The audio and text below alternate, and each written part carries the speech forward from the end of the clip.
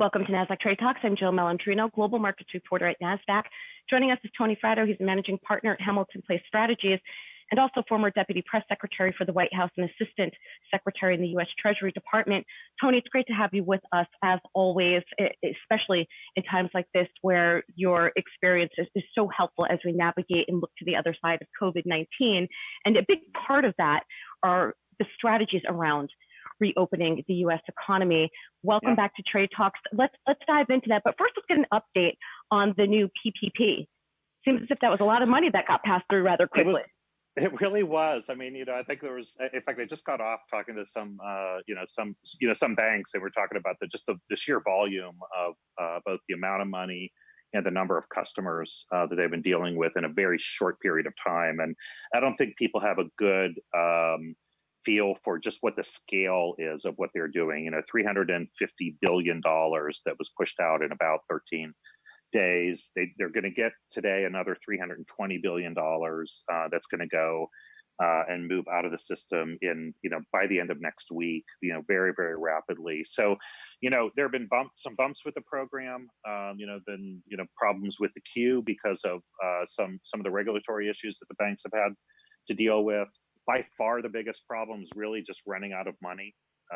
Just like there's been such enormous demand for it, and that's created, lines at the bank to go get this, to go get these resources. So, overall, if you take a step back, it's pretty impressive to put this amount of money out there and help these businesses to hopefully keep people on the payroll, pay their own bills, and prevent sort of cascading economic problems that would turn this into a financial crisis. We don't want to see that. So right now, it's I think it's doing what it needs to do. Still want to see it move quickly. I wish there wasn't limits on the funding. This is essentially an entitlement program when you really think about it. Any business qualified should be able to get this money. So they're going to run out of money again, and we're going to be out of this, have this problem again. But at least the money that they're appropriating is going to be getting out there pretty quickly. Well, here's a $6 trillion question. It's reopening the economy. And for those of us, Trade Talks, our home is in the middle of Times Square, the epicenter. So clearly we're going to be sensitive to it. My concern is how quickly everyone goes back and if we go on lockdown again.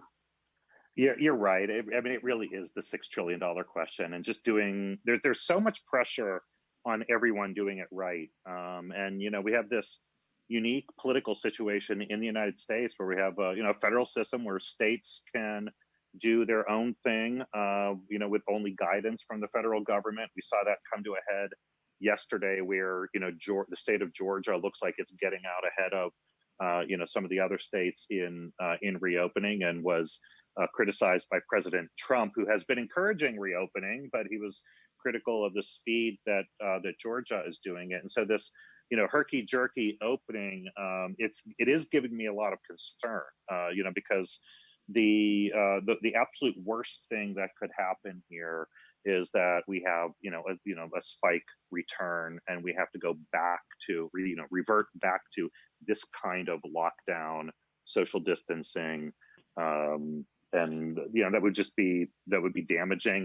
The stop and go would be really, it would extend the problem. So I would rather see us, take our time and do it right. If you think that this week is the week to reopen, wait an extra week.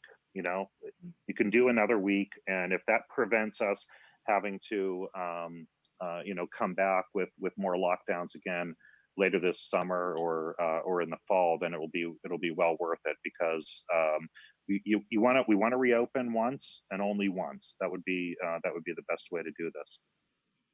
Tony, how do you think about immigration being tightened? I realize we're talking about social distancing, but immigrants are a big part of the U.S. economy and really what keeps us going, particularly in agriculture. How do you feel about that?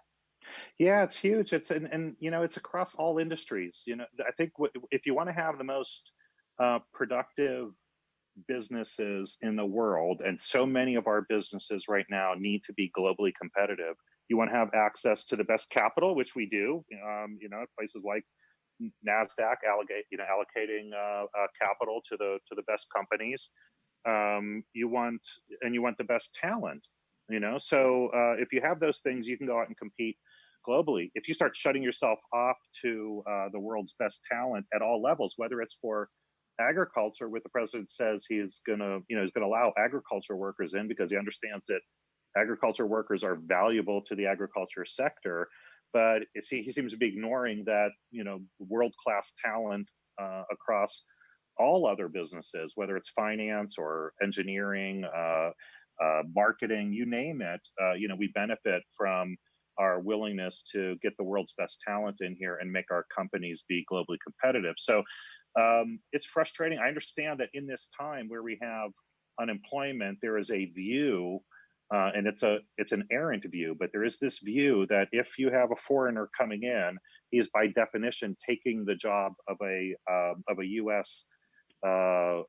Worker.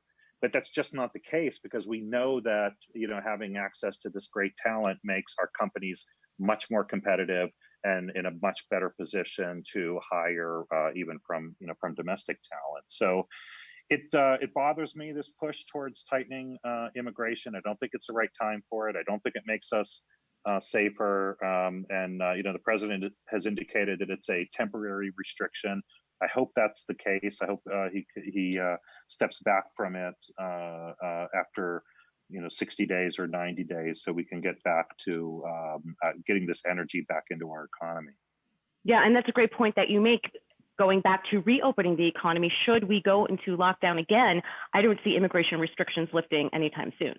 I don't either. I think you're right, and I think that's that's a great fear. That's why I think we need to do all of these things just right. Because it's the only way that our companies are going to be able to go out there and be really good, economic agents, and workers and families here are going to be able to do their thing too. So we first have to take care of the health problem. I think that's absolutely number one. We need people to have confidence that when they go to their workplace, when they go to shopping malls and concerts and those kinds of gatherings, when they get on airplanes, when they go to trading floors and wherever they're going, that they can feel confident that the people around them are not carrying this virus. And so the way that we do that is by making sure that we take care of the health problem first. And let's take our time with that. That'll put us in the best position to have a stronger recovery on the economic side. All right, Tony, appreciate the insight as always. Thank you so much for joining us on Trade Talks. Thanks for having me, Jill. Take care. All right, and I'm Jill Malandrino, Global Markets Reporter at Nasdaq.